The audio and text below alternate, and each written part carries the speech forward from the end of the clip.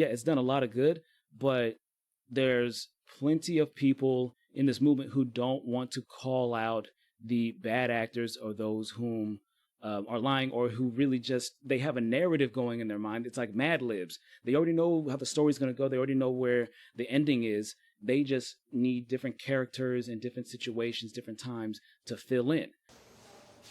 Be real, be real.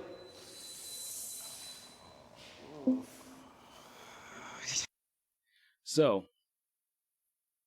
I think it's really great too that they, despite the, some of the similar demographics in terms of like of age, I don't know what their, politics or culture and whatnot, the diversity of thought and opinion of these group of guys, and then how skewed the response is on Instagram.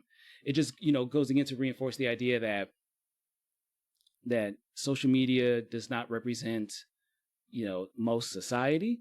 It's just a very loud, it does not represent, social media does not represent the silent majority. It represents a very loud minority. At first, when I saw it, and talking to my friends, and family, a lot of people in the South, they're like, these women should have spoke up a long time ago. And then I had to like step aside and really process it for myself and be like, you know what? She didn't feel comfortable. And she wasn't in a society, in a place where it was acceptable for her to say anything about it. So now that they have the platform and the ability, I'm like, that's amazing. Speak your truth. What do you tell a child who is accused by a woman, has his whole life destroyed, and then people just go, There's always going to be people that take advantage of it. It's not going to be perfect. We're figuring it out as we go, but I think it's done more good than it's done bad.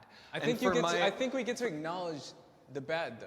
Like, I think, yeah, like, of course. that's why I'm doing, like, this thing is, like, for us to say, like, oh, he did that to me, and all of a sudden now we've, like, vindicated, that guy is, like, vilified. Like, there is no chance of, like, him having a say in the conversation. Trial by mob is not good. Like, this mob mentality is bad. I agree with that, but I don't think that's exclusive to the Me Too movement. But we're using it right now to say, oh, that person is bad. Oh, fuck that person. There's no further conversations being happening. If it's a movement to say, yes, okay, this hierarchy we've created of men and women, which is a result of the way men are expected to act, that women are expected to act. Let's have those conversations and everything changes, and I'll be over there all fucking day.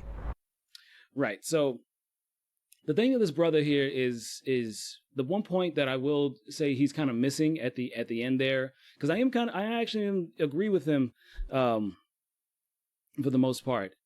Up until the end where he says, okay, let's have those discussions about, patriarchy and yada, yada, yada. What it feels like to him is he's saying that it's okay for us to discuss these things. And there's, of course, no shortage of people having those conversations. But it kind of feels like, he's uncomfortable, obviously, with the mob mentality shit. And everybody can, identify with that mob type shit, for the times which it has been correct. It's just as horrifying to see when it's incorrect, right? And that it is not a substitute. That's the thing. I was always going to say that it's not a substitute for justice, but the whole reason why, so many of these movements have become more aggressive is because of the failures of the justice system and our other institutions, including the media, local institutions, businesses, just our neighborhoods and communities, and really seeing that there's no compromise with some people.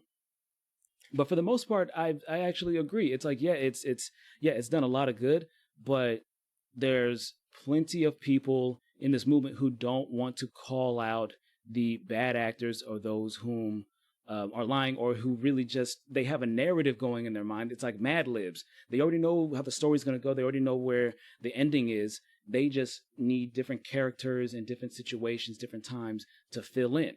You know what I'm saying? It's like, it just becomes an instinct. It becomes, for some people, performative. For other people, it just becomes the highlight of their week. You know what I'm saying? For other people, it's just content fodder. So it's like, is the Me Too movement beneficial to society? Overall, in the long run, yes. Is mob justice as sloppy and dangerous as it is still, necessary, as long as our other institutions, as our formal institutions in our communities are failing us in these systemic ways and individual ways? Absolutely. But at the same time, I feel that anybody whom, I feel like a lot of people in those spaces that they just give themselves permission to be the worst sides of themselves and tell them that it's all for the sake of being on the right side of history. It's like, that ain't cool, you know. Yeah, the justice system has failed us, and sometimes the community needs to rise up, and, you know what I'm saying, you can't, you know, go about things through the law. But that doesn't mean that we fully abandoned or fully adhere to one way of doing things, because they each have their flaws.